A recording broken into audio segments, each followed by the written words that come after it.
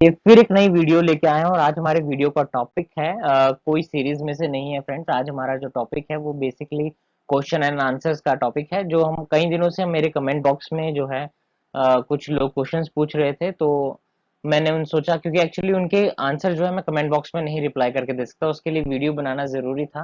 तो उसके लिए मैं ये वीडियो बना के लेके आया हूँ। आई होप आपके क्वेश्चंस को ये आंसर कर पाएगी।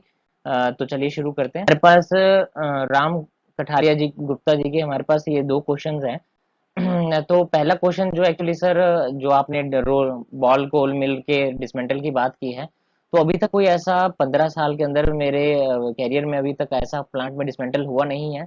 तो मैं उसकी वीडियो नहीं बना पाया। और जब तक वीडियो एक्चुअली नहीं बना पाऊँ तो इतना आसान नहीं होता आप लोगों को समझाना, क्योंकि वीडियो से आप ज्यादा रिलेट कर पाते हैं, आप ज्यादा अच्छी तरह समझ पाते हैं, ऐसा मैंने अभी तक देखा है।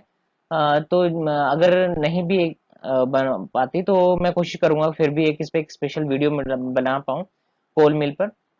और फ्रेंड्स, आपके जो ये सेकंड क्वेश्चन है सर्वो मोटर और एक्सेल फैन के लिए, उसके लिए मैंने आपका आंसर बनाया है।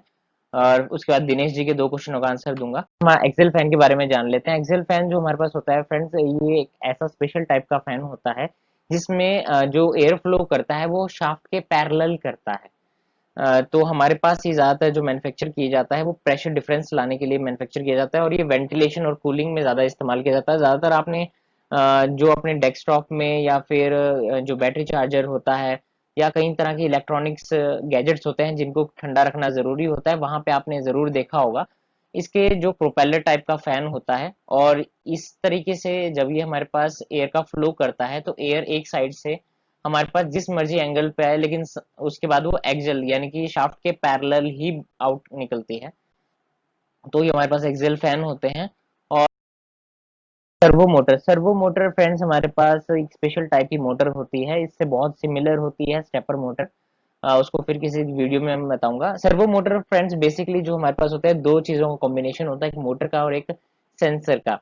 वो सेंसर एक्चुअली इसकी रोटर की जो पोजीशन है उसको लोकेट करता है, एनकोडिंग डिकोडिंग होती है उसकी, और वो हमारे पास दोबारा से फीडबैक देता है मोटर के पावर को, ताकि उस हिसाब से पावर कंट्रोल हो पाए। और मोटर उतना ही रोटेट करती है जिस पोजीशन पे हमें उसको चाहिए होता है। ज्यादातर आपने टॉयज में या रोबोटिक आर्म्स में जहां मैन्युफैक्चरिंग लाइंस होती हैं वहां पे देखा होगा कि रोबोट जो है एक पर्टिकुलर एंगल पे आके रुकता है, और फिर उसके बाद वो जिस मान लीजिए उसको एक बोतल को उठा के आपने 90 डिग्री एंगल पे दोबारा दूसरी लाइन पे रखना होता है। तो हम एक फिक्स पोजीशन कर देते हैं कि जब हमारे पास यहाँ पोजीशन पे आए तो यहाँ पे चलना चाहिए, और यहाँ से उठा के वो यहाँ चलना चाहिए।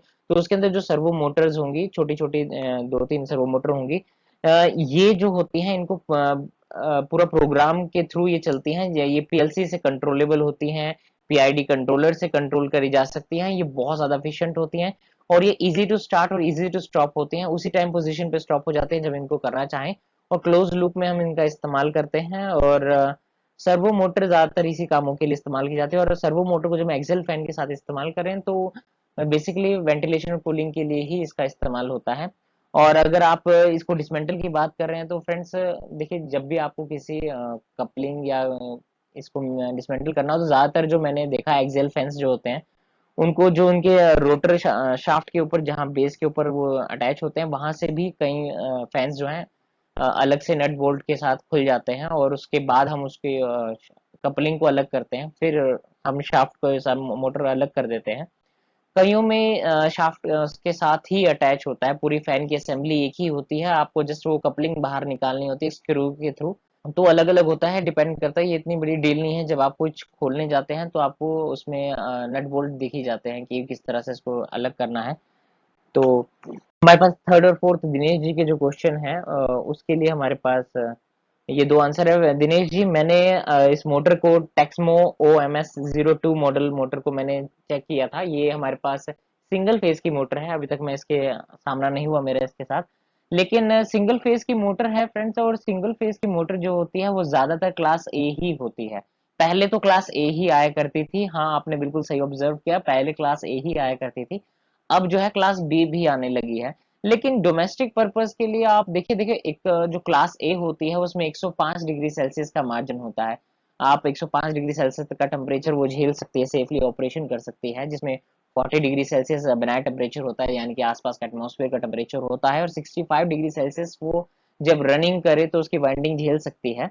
तो टोटल 105 डिग्री सेल्सियस हो गया। तो ये डोमेस्टिक पर्पस के लिए बहुत होता है। इससे ज्यादा कभी ये इस्तेमाल होता भी नहीं है, और शायद से होने लग गया होगा, तो इसलिए क्लास बी इंट्रोड्यूस की है। और 100 क्लास बी में 130 डिग्री सेल्सियस होता है इसमें, यानी कि 25 डिग्री सेल्सियस और प्लस कर दीजिए। और ये सिंगल फेज की मोटर होती है, तो क्लास ए बहुत होता है इसके लिए ना। आप देखिए, खुद देखिए, क्योंकि हमारे पास जो डोमेस्टिक पर्पस के लिए जो भी आप मोटर के यूज करने, ज्यादातर पानी चढ़ाने के लिए ही इस्तेमाल करनी पड़ती है।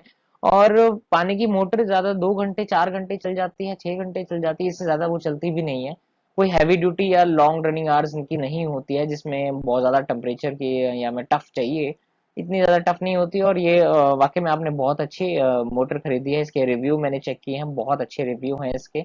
और जब मैंने लोकल शॉप में भी जाके इसके बारे में पता किया, तो ये काफी ज्यादा सेल होने वाली मोटर है। तो आपने बहुत सही खरीदारी की है। और thank you friends, I hope मैंने आप दोनों के क्वेश्चंस के आंसर दे दिए होंगे, और आपको शायद से कोई डाउट ना हो। अगर फिर भी कोई डाउट हो तो आप मुझे कांटेक्ट कर सकते हैं, मेरे कमेंट बॉक्स पे लिख सकते हैं। और फ्रेंड्स, अगर किसी का भी कोई डाउट होता है मेरी वीडियो से रिलेटेड, तो प्लीज प्लीज जरूर मेरे से पूछिए, मैं जरूर कोशिश करूंगा आपके क्वेश्चन का आंसर देते हुए। मुझे खुशी होगी। Thank you friends, and have a nice day.